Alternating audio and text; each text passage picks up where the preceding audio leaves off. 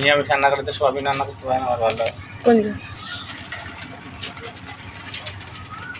না পনির দিয়ে আলু দিয়ে রান্না করেছিল আর এটা করছিল।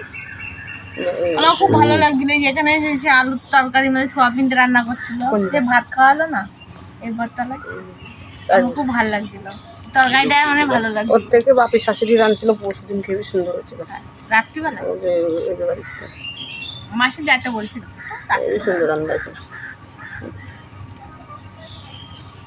কালুর দোকানে এই শাড়িগুলো 400 টাকা করে, 400 450 এক একটা এক রকম দাম।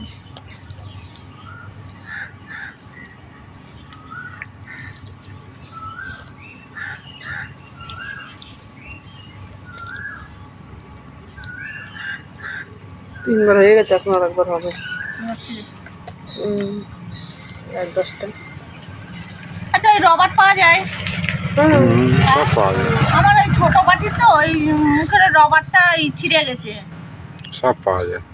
দেখো কাকা আসুক না, কাকা নাই, পয়সা বেশি। কাকা তো বেশি নেয়, এখন কি করা।